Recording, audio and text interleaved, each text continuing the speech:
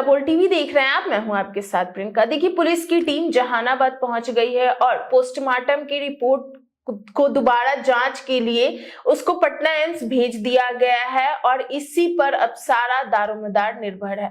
क्या ये मामला, इस विषय पे आपको और भी ज्यादा जानकारी देंगे हल्ला बोल टीवी के संपादक दीपक शर्मा। देखिए, मामला कुल मिलाकर ये है प्रियंका कि अब पटना पुलिस कह रही है कि पोस्टमार्टम की रिपोर्ट कह रही है कि सेक्सुअल असॉल्ट हुआ है जी।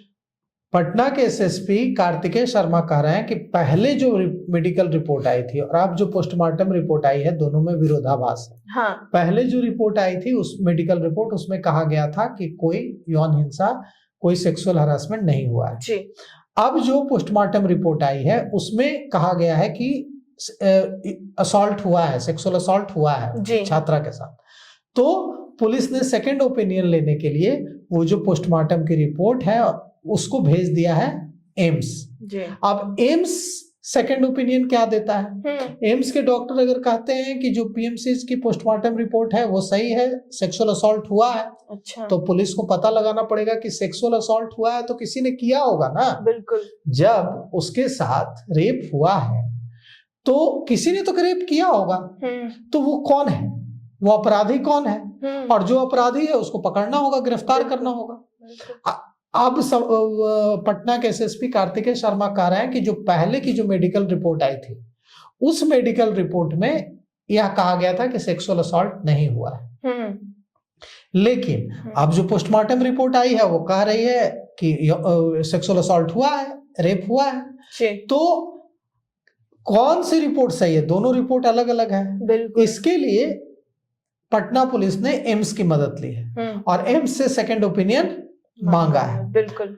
अब एम्स देखना होगा कि एम्स क्या रिपोर्ट देती है। अगर एम्स की रिपोर्ट कहती है कि सेक्सुअल असॉल्ट हुआ है, रेप हुआ है, तो पुलिस को मानना पड़ेगा और पुलिस को उस अपराधी का पता लगाना पड़ेगा जिसने रेप किया है। बिल्कुल। अब पीएमसीएच के डॉक्टर्स अगर रिपोर्ट में अपनी कहा है कि रेप हुआ है तो मतलब कुछ दिखा होगा तभी तो कहा है, अपने मन से तो नहीं कहा होगा। तो हमें जैसा जहां तक लगता है कि जो पीएमसीएच ने रिपोर्ट दी है उसी से मिलती जुलती रिपोर्ट एम्स से भी आएगी। बिल्कुल, क्योंकि डॉक्टर्स के पास तो एक ही मेथड है पता लगाने का, उसी मेथड से पीएमसीएच पीएमसीएच के डॉक्टर भी पता लगाएंगे, उसी मेथड से एम्स के भी डॉक्टर पता लगाएंगे। अब देखिए क्या आता है एम्स से। दूसरी जो बात है कि पटना पुलिस का कहना है कि वो जो छात्रा है वो जहानाबाद गई थी अपने गांव, जहानाबाद से लौट कर आई और जब वो स्टेशन पर उतरी जहानाबाद से ट्रेन से, तो वहां से हॉस्टल आने तक, शंभू हॉस्टल आने तक, उस जहां जहां सीसीटीवी से होकर गुजरी उसकी मॉनिटरिंग की, उसका फुटेज निकालकर उसकी जांच की पुलिस ने। और जांच में कोई भी ऐसा कुछ नहीं दिखा कि कोई उसका पीछा कर रहा हो या कोई उसको तंग कर रहा हो या कोई उसके साथ किसी तरह की हिंसा कर रहा हो, ऐसा कोई दिक्कत नहीं दिखी उसमें। उसके बाद वो अपने कमरे पहुंचती है और जो भी वहां चीजें होती हैं वहां भी पुलिस का कहना है कि हमने सीसीटीवी फुटेज निकाल कर देखा और सीसीटीवी फुटेज में हमने देखा कि किसी भी तरह की कोई गड़बड़ी सीसीटीवी फुटेज में नहीं मिली है जांच में। अब यहाँ एक बड़ा सवाल ये है कि जब कुछ नहीं मिला तो गलत उसके साथ किसने किया? तो पटना पुलिस का कहना है कि हमने पता लगाने के लिए जहानाबाद एक टीम भेजी है। एक टीम हमारे जहानाबाद गई है, वो टीम वहां पता लगा रही है। अब जैसा आपने शुरू में कहा था कि दो चीजों पर सारा दारोमदार है। बिल्कुल। कि जो जहानाबाद टीम भेजी गई है वो टीम क्या पता लगाकर पटना वापस लौटती है और पटना के पुलिस अफसरों को क्या सूचना देती है, और दूसरा कि पटना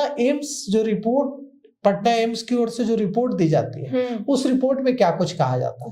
तो अभी साफ साफ कह रहे हैं, आज प्रशांत किशोर गए थे जहानाबाद पतियामा गांव और वहां जाकर के उन्होंने मुलाकात की छात्रा के पिता से, छात्रा की माता से और छात्रा के मामा से और चाचा से।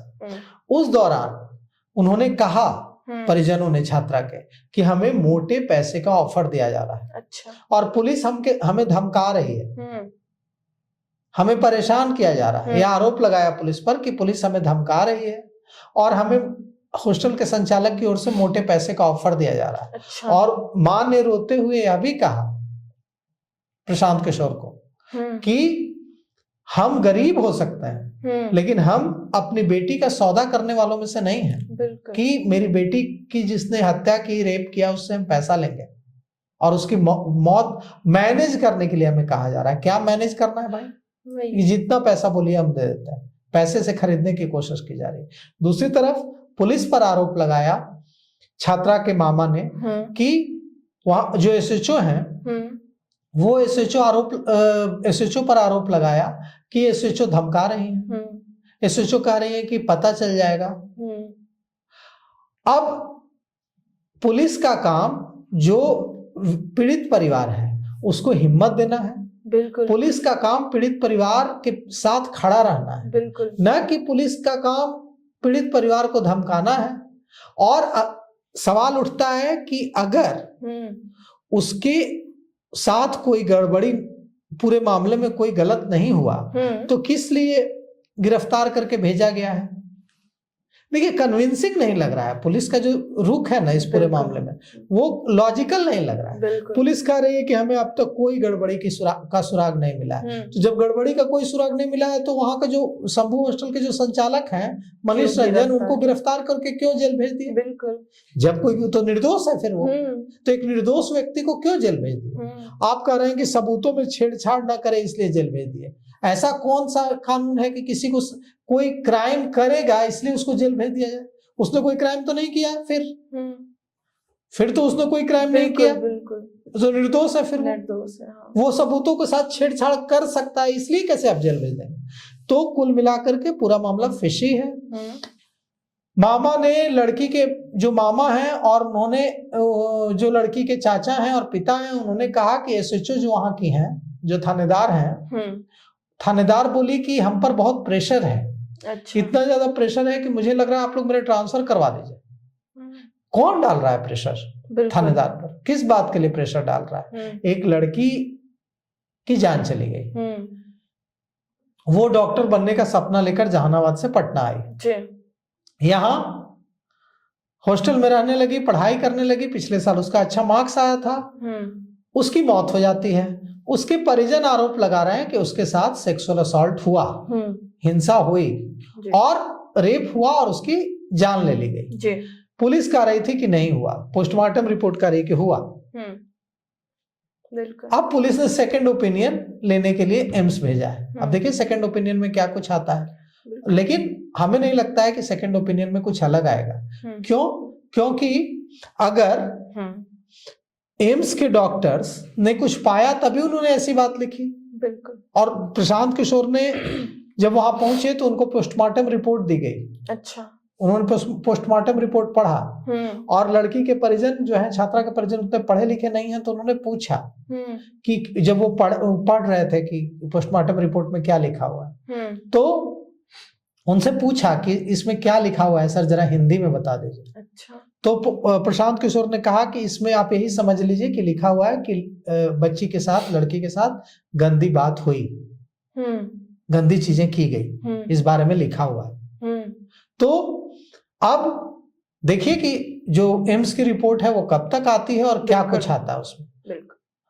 तो हम उम्मीद करते हैं कि जहानाबाद की जो ये छात्रा है जी, जो डॉक्टर बनने का ख्वाब लेकर पटना आई थी और जिसकी जान चली गई, अगर यह हत्या है, अगर उसके साथ रेप हुआ है, सेक्सुअल असॉल्ट हुआ है, तो जो गुनहगार हैं उनको पुलिस गिरफ्तार करे और जेल की सलाखों के पीछे भेजे।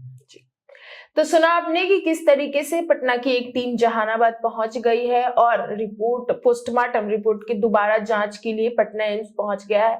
अब ये रिपोर्ट में क्या कुछ निकल के सामने आता है और जो टीम जहानाबाद पहुंची है वो टीम क्या कुछ उस बारे में, उस खबर को लेकर क्या कुछ निकल के सामने आता है, ये देखना दिलचस्प होगा। हालांकि इन सब को लेकर आपकी क्या राय हमें कमेंट बॉक्स में बताएं। फिलहाल इस पेशकश में इतना ही। आगे की खबर देखने के लिए बने रहा हला बोल टीवी के साथ। धन्यवाद।